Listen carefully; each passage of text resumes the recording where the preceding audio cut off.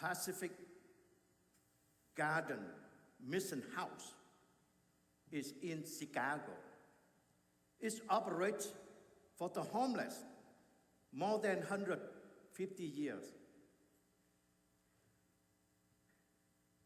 This mission house operates through the donation from the people.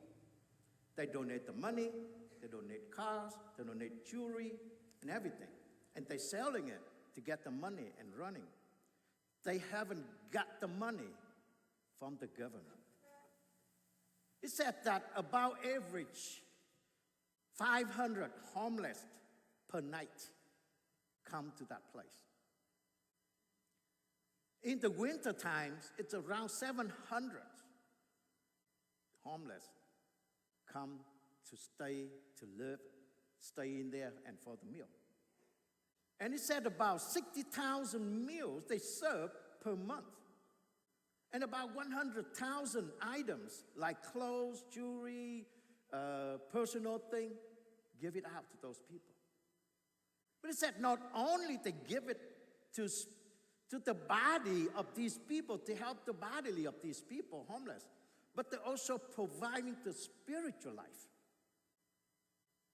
If you want to find more information, go to the internet website, type in Pacific Garden Mission Home. They will have a lot of story for you. But it's in this story, there is a man who was named Harry Monroe. He was a superintendent during that time. And when he died, his body was laid in state in the mission house. And it took about a day for the people on the street, the benefactor, to go and view his body. It took the full day. And on the newspaper, they're posting the story of him. The story is that Harry Monroe was from Detroit. He also the homeless. And he did something wrong up there. And he escaped. He moved to Chicago. So when in Chicago, he couldn't find work. He couldn't find a place to live. So he drank. He got drunk. And then one night, he's overdrunk. And he is on his way on the street, walk to the Michigan Lake, so can jump into the Michigan Lake to end of his life. But when he passed by the mission house, people in there saw that. They came out, they brought him in. While he is inside the place, he passed out.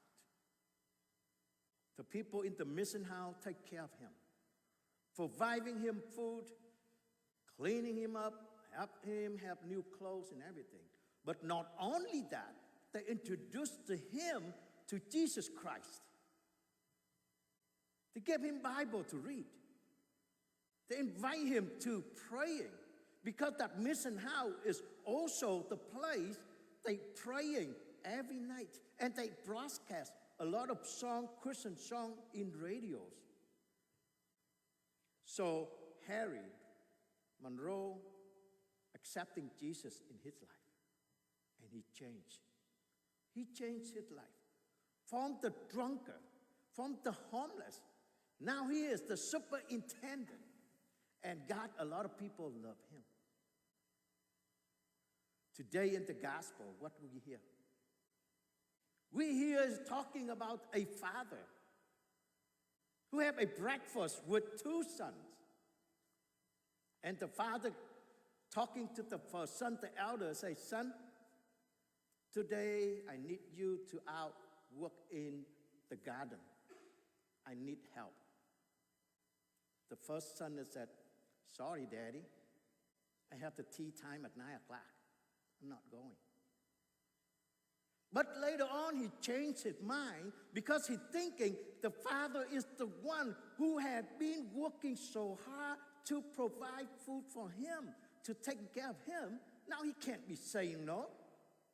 So he changed his mind. He went and he worked for the father. The second son went to father, same thing, asking the second son. He said, son, can you come and work with us? Son said, okay, I'll be there. I will do everything for you, Daddy. But he never showed up. He went to his friend's house and watching football. So the gospel asking which one is the one is you think that the people, the father will love most. We all know the first one. The one who have the change of heart to conversion. Harry Monroe is change of heart. From being a criminal, from being a homeless, now accepting Jesus. Now he become a new person, superintendent.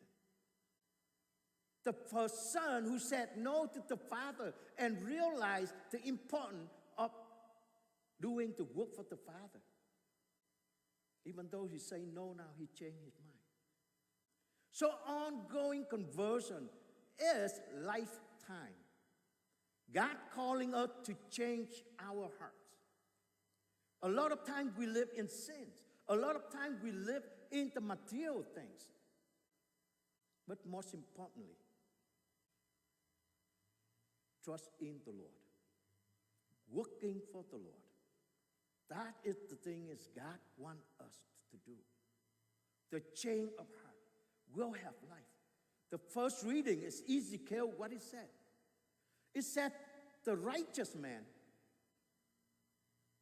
who going to do a sinful thing, and he died, he would have lost his life because he's doing the wrong thing, sinful thing. But a sinner who doing the same things, but later on realized that is sinfulness, and he changed his life, and he become a good person, then he saved his life. So it's the calling God to each one of us to change our hearts. We live in this society. We got pulled into a lot of sinfulness. But God wants us to change our life, to come back to the Lord.